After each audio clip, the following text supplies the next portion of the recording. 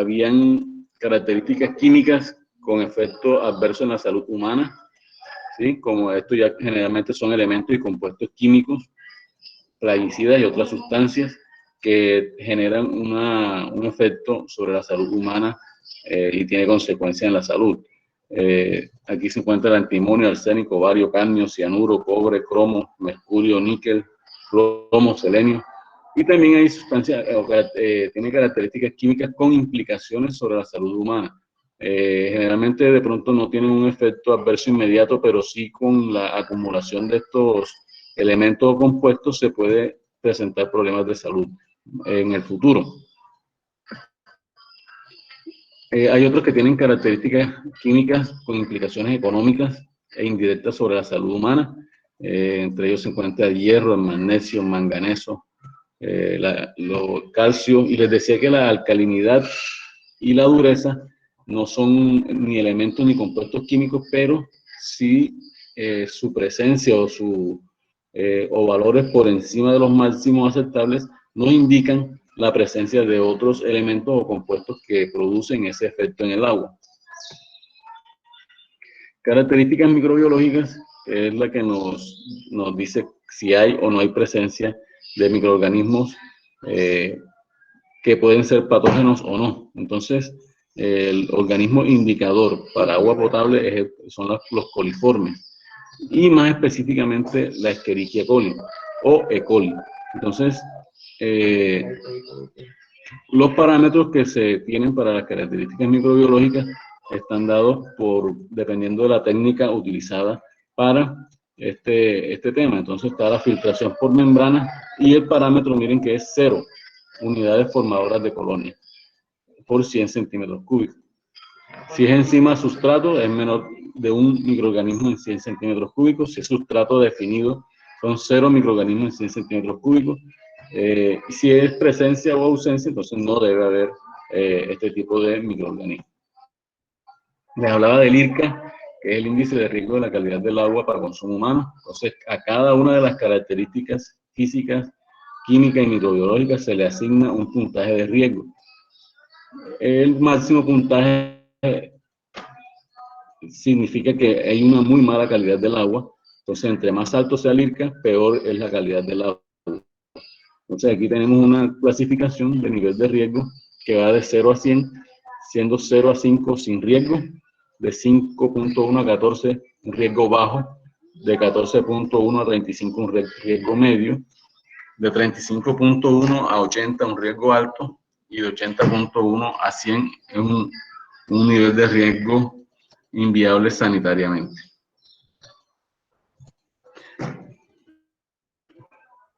Acá miramos un esquema también de un acueducto. Entonces, teníamos que aquí tenemos una fuente de abastecimiento superficial.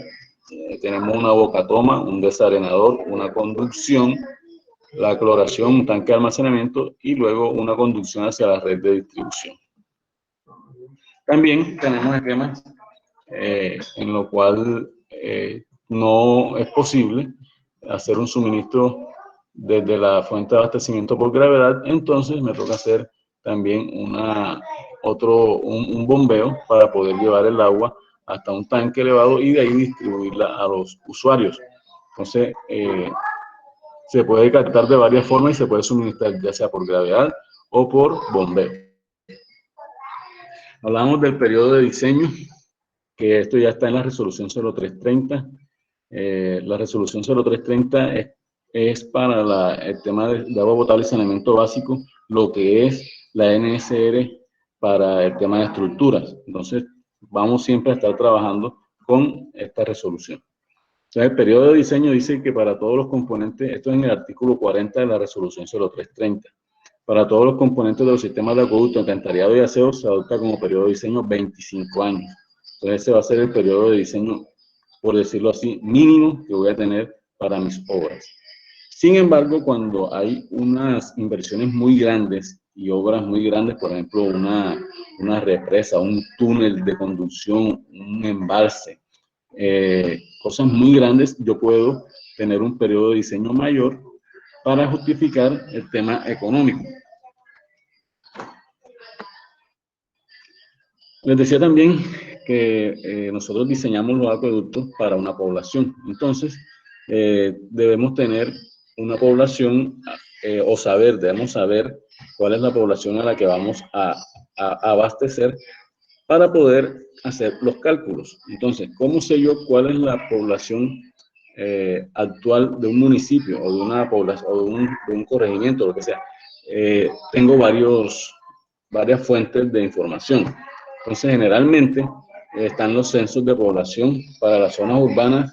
En Colombia se han hecho varios censos, entonces yo puedo tener esa información. El último censo fue en el año 2018. Y con esa información yo puedo saber cuál es la población actual. Esto generalmente me funciona bien para cascos urbanos, porque en el DANE, en la información que hay en el DANE, los cascos urbanos está discriminado qué población hay, tanto inclusive la población total del casco urbano y cuáles son hombres y cuáles son mujeres. Pero para la población rural no me especifica por corregimiento ni por vereda. Entonces, para estos casos, cuando es rural, es mejor hacer un censo independiente y yo poder saber cuál es la población actual. También tengo, bueno, esos son los censos de vivienda que uno hace. Si yo quiero tener una información más detallada, yo puedo hacer un censo en ese pueblo, o en ese municipio, en ese corregimiento. También hay una información del CISBEN que es bastante actualizada. Luego de ya yo tener la población actual, recuerden, como voy a diseñar para a 25 años, yo debo proyectar esa población a esos 25 años. Entonces tengo varios métodos de proyección: método gráfico, lineal o aritmético, método geométrico, método logarítmico y el método de Wappos. El método aritmético lo que supone es un crecimiento de la población, lo que supone es que el crecimiento de la población es constante, es decir, es una línea recta a través del tiempo y no depende del tamaño de la población. Esto es un método teórico y rara vez se presenta este tipo de crecimiento.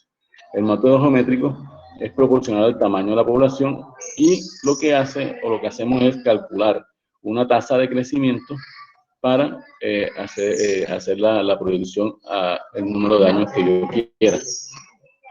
El método logarítmico también genera una tasa de crecimiento, la cual yo puedo proyectar mi población también. También hablábamos del consumo. Entonces, ¿cuánto necesita una persona para satisfacer sus necesidades?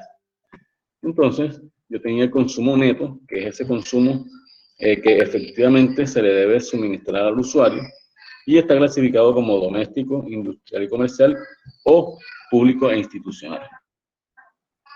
Aquí hay una tabla que más o menos nos da una idea de cuánto es el consumo residencial. Entonces, las personas utilizan el agua para su aseo personal, para descarga de sanitarios, lavado de ropa, cocina, riego de jardines, lavado de pisos, etc. Entonces, eso nos da más o menos 135, pero ¿qué nos dice la resolución 0330? Que la dotación neta máxima se debe determinar haciendo uso de información histórica. Esa información histórica se supone que yo debería tenerla, pero realmente en los municipios no se tiene este registro de cuál es el consumo por persona o por usuario, porque generalmente no hay micromedición, o sea, los medidores no están instalados o no los leen. Entonces no puedo tener ese dato de consumo por usuario.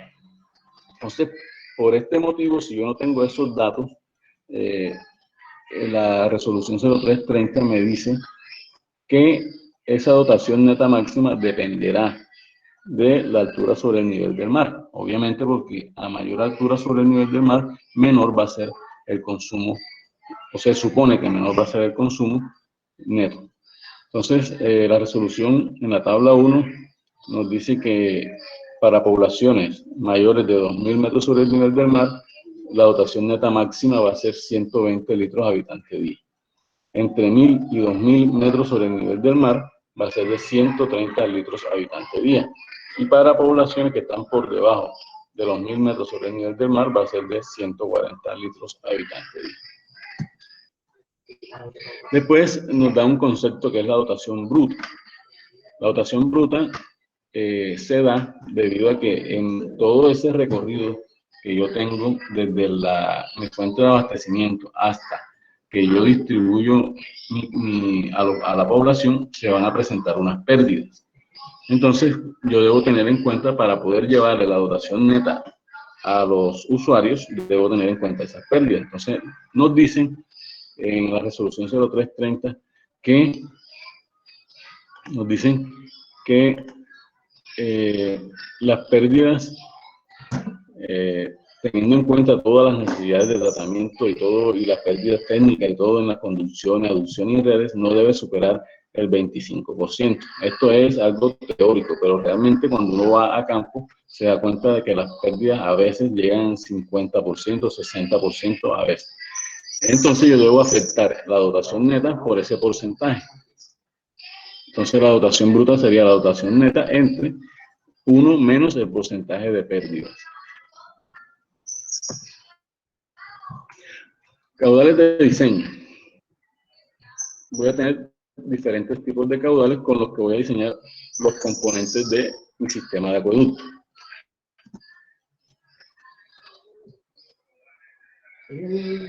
Entonces,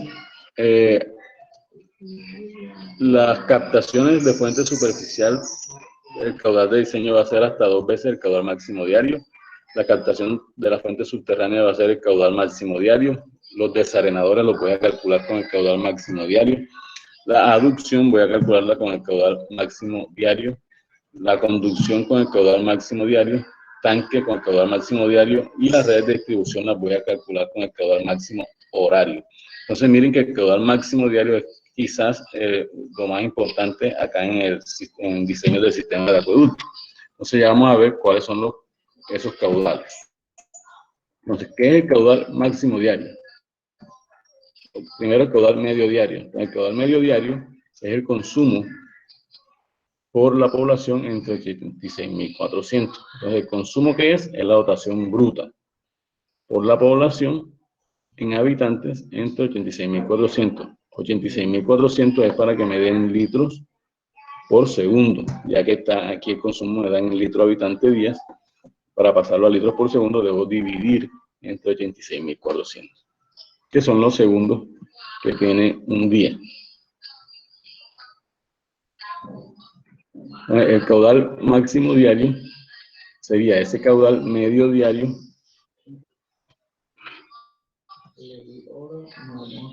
por una constante, o un K1.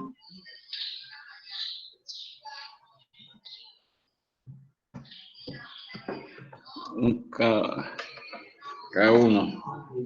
No problemas con él. Y ese K1 está definido para poblaciones mayores y menores de 12.500 habitantes. Para poblaciones mayores de 12.500 habitantes, ese K1 va a ser igual a 1.2. Y para poblaciones menores de 12.500 habitantes, va a ser 1.3. Recuerden, 1.2 para mayores de 12.500 habitantes y 1.3 para menores de 12.500 habitantes. El caudal máximo horario, que es con el que diseñamos las redes de distribución, va a ser K2 por el caudal máximo diario. Para poblaciones menores de 12.500 habitantes, va a ser igual a 1.6, ese K2. Y para poblaciones mayores de 12.500 habitantes va a ser 1.5. También, mira, bueno, en las clases anteriores les decía que es muy importante el caudal máximo diario en nuestros casos para el abastecimiento con agua subterránea. La autoridad ambiental no nos permite explotar el acuífero 24 horas. Entonces, como no nos permiten explotar el acuífero 24 horas, yo debo suministrar en menos horas. Por ejemplo, si me permiten explotar el acuífero 12 horas, yo en 12 horas debo abastecer o debo dar el volumen necesario a la población que voy a dar en 24 horas. Entonces, si yo voy a dar ese caudal, si yo necesito un caudal de 10 litros por segundo, si exploto mi fuente de abastecimiento 24 horas, y si me dicen que solamente lo puedo explotar 12 horas, obviamente ese caudal debo multiplicarlo por 2 o dividirlo entre 0.5 para que me dé el caudal que necesito durante todo el día. Veíamos también cuáles eran los instrumentos de medición. Tenemos la canaleta Partial, que permite la medición de caudales. Esto ya está estandarizado. Lo que hace esta canaleta Partial es crear un resalto en el cual puedo conocer las alturas, y con esas alturas de la lámina de agua puedo conocer cuál es el caudal que está pasando por ese punto.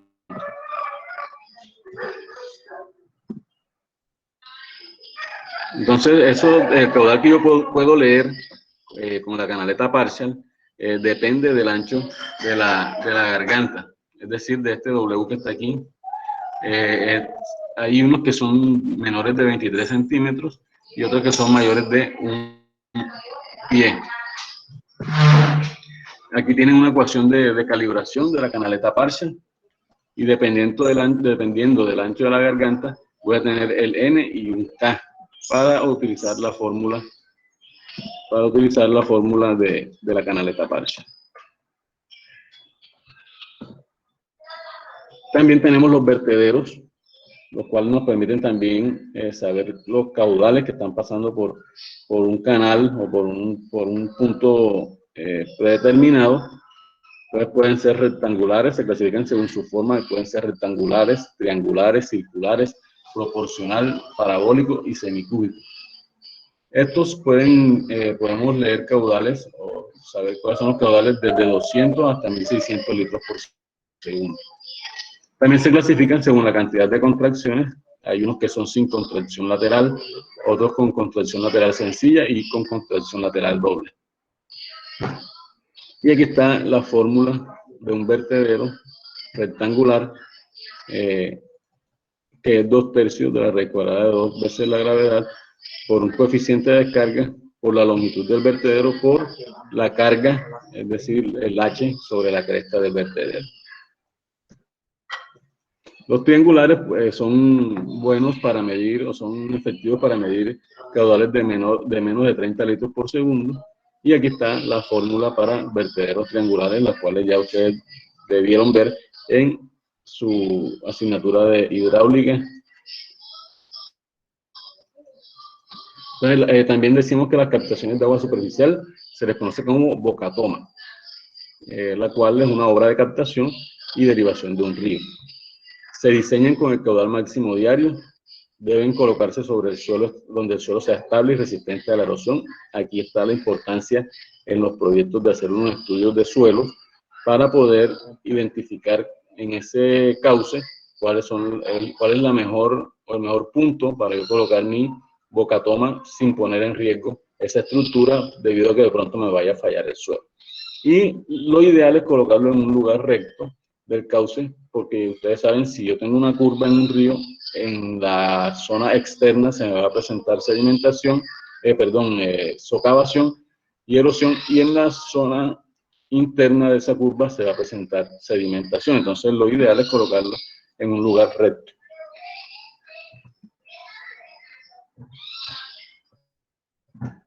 Hay varios tipos de bocatomas. Tenemos una bocatoma de fondo, la cual aquí se puede ver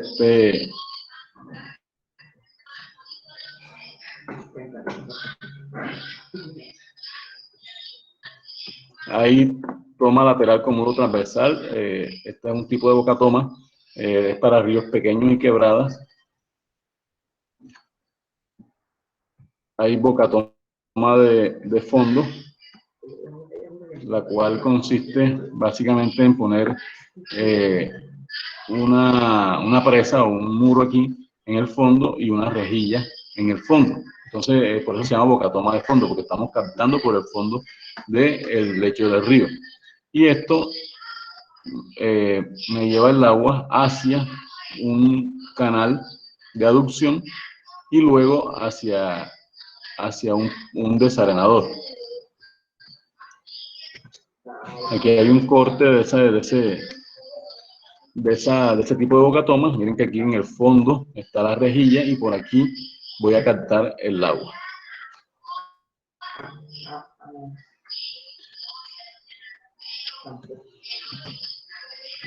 Hay estaciones de bombeo flotantes y deslizantes. Miren que aquí tenemos unos rieles, el cual me permite, si baja el nivel o sube el nivel del río, me permite que este planchón pueda adaptarse a las condiciones de nivel del río. Esto tiene una manguera flexible, tiene una bomba, la cual succiona el agua desde mi fuente de abastecimiento. Hay otra que también es deslizante, pero el riel está sobre el lecho del río y también me permite que se mueva hacia arriba o hacia abajo, dependiendo del nivel que tenga el río en ese momento.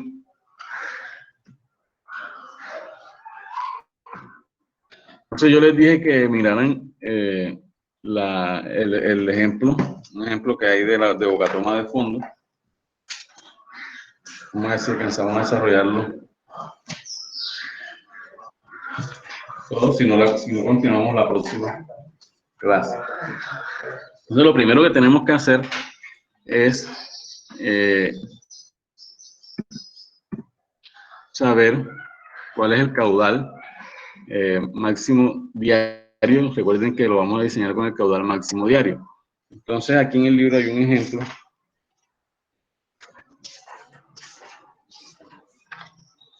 que me dicen básicamente que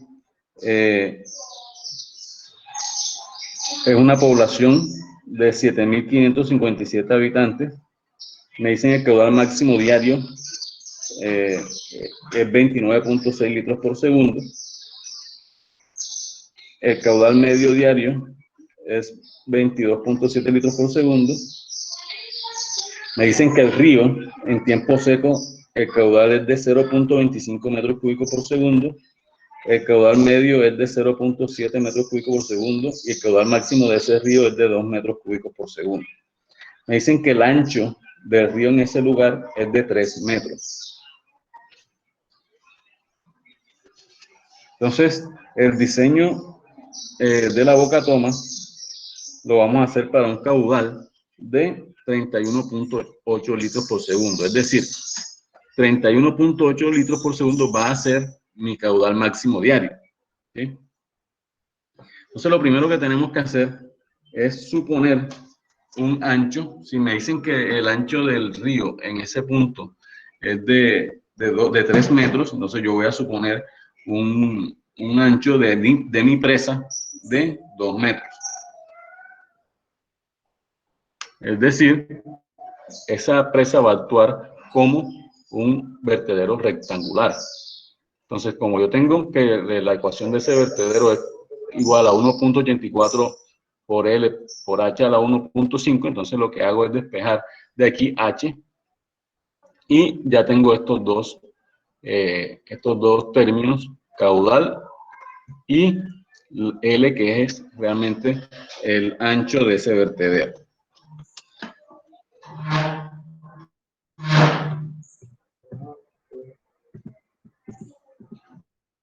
Vamos a hacerlo así y después ya yo les voy mostrando, les voy a mandar de unas fotografías del libro para desarrollarlo mejor, pero voy a darle los conceptos hoy.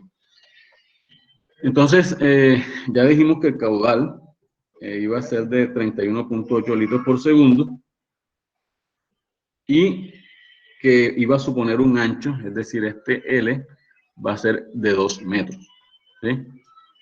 Luego, lo que tenemos que hacer es una corrección por las contracciones. Entonces, esas contracciones laterales que voy a tener, recuerden que el ancho del río es de 3 metros y el ancho de mi presa va a ser de 2 metros. Entonces, la corrección por contracciones es igual a L' es igual a L menos 0.1 por N por H.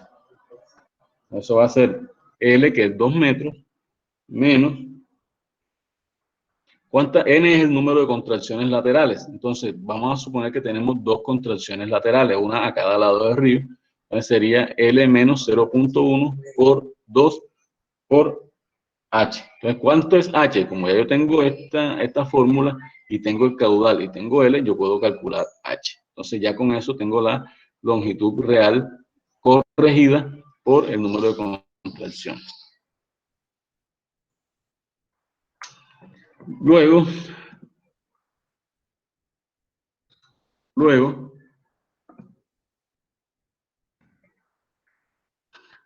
necesito saber cuál es la velocidad del río. La velocidad del río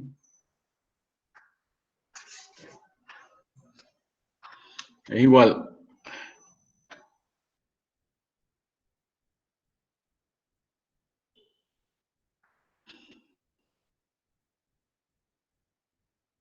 ya me están diciendo cuál es el caudal del río en tiempo seco, en tiempo de lluvia.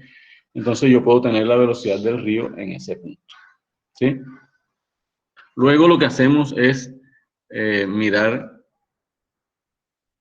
la ecuación, no sé si ustedes vieron en hidráulica la ecuación del chorro. ¿Sí la vieron?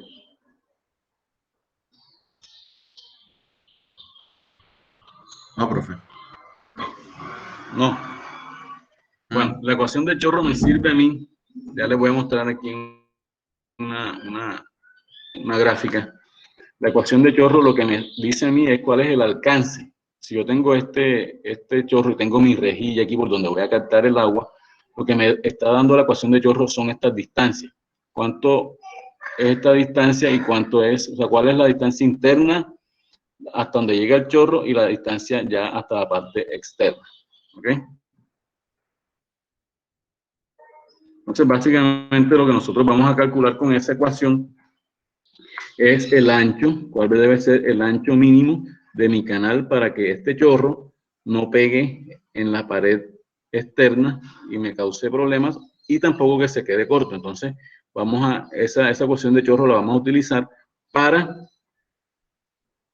calcular este ancho B. ¿Ok?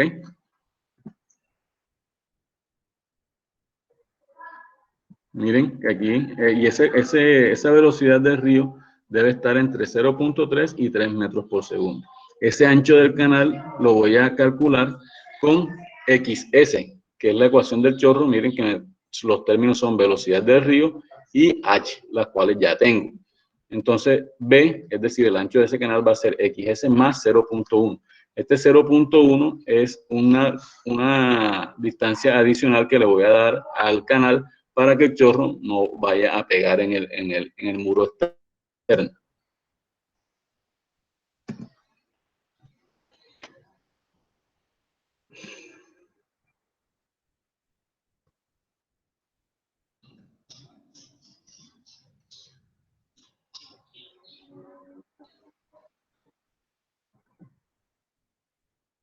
Después voy a diseñar esa rejilla, la debo diseñar para que pase mi agua, pueda entrar sin ningún problema. Entonces el área neta de esa rejilla va a ser A, que es la separación entre los barrotes, por B, que es el ancho de mi canal, que ya lo calculé, y N es el número de orificios entre barrotes.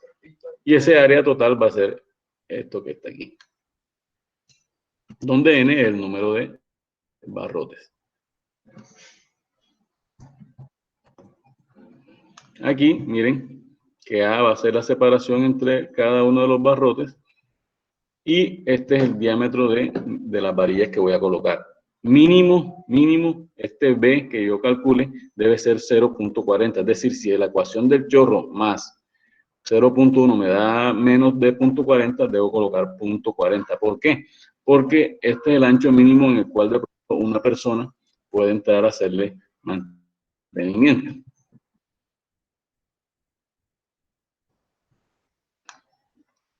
En el ejemplo que está en el libro, lo primero que hacen es calcular este H. Y después calculan este H crítico que está acá. Estos dos valores van a ser diferentes y están dados por la ecuación del Y crítico y Y normal. Eso también es de hidráulica. Entonces, miren que acá también ya vamos a utilizar la ecuación de chorro. Vamos a hacer el diseño de la cámara de recolección. Aquí hay unos caudales de exceso. ¿Qué pasa acá? Si yo diseño mi rejilla y mi canal con el caudal máximo diario, obviamente el río, en algún momento, él no tiene que ver si yo necesito 5 litros por segundo o 10 litros por segundo. Él, si se crece, va a pasar el caudal máximo del río y va a ser mayor que el caudal que yo necesito. Entonces, esos caudales de exceso yo también debo retirarlos o no van a poder ser captados por mi canal, entonces van a sobrepasar la capacidad, por lo cual debo tener unos vertederos de exceso y ese agua que adicional que no va a ser utilizada, debo regresarla nuevamente al río. Este ejemplo necesito, aquí les di unos conceptos básicos, es muy fácil, pero necesito que lo miren y necesito que alguien en la próxima clase me haga una presentación de ese ejemplo. No sé si alguien quiere voluntariamente o yo llamo la clase que viene. Yo, profe. ¿Quién dijo yo? Wendy Garrido. Ok, Wendy. Entonces, la próxima clase me hace una presentación ya con los datos que están en el ejemplo y se lo presentamos a tus compañeros, ¿ok? Listo, profe. Para la próxima clase ya vamos a, cuando veamos este ejemplo, yo a medida que su compañera vaya explicándolo, yo le voy ayudando y vamos allá a entrar a ver el tema de aguas subterráneas. En este de aguas subterráneas necesito mucha atención porque hay unos conceptos muy claves y es algo que utilizamos mucho acá en nuestro departamento porque casi todas las captaciones se hacen de agua subterránea. Entonces, Wendy, te agradezco para la próxima clase y continuaremos Profe, ¿el después. ejercicio tiene que ser de algún libro en especial o puedo tomarlo yo de la bibliografía en general que usted dio? Como tú quieras. Generalmente el que está aquí en el libro de López Cuaya está pues bastante explicado y es muy sencillo. No sé si tú de pronto quieres tomarlo de otro libro, como tú quieras. Listo, profe. Bueno.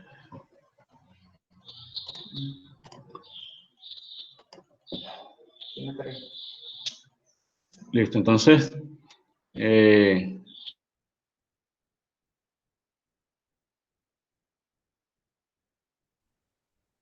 hoy solo me quedó como un dolor de espalda, gracias a Dios no fue tan fuerte, pero cuídense bastante, ¿ok?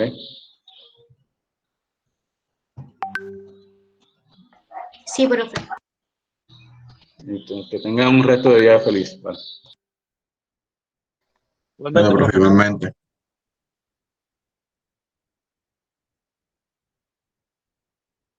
Gracias, profe, que se mejore. Gracias.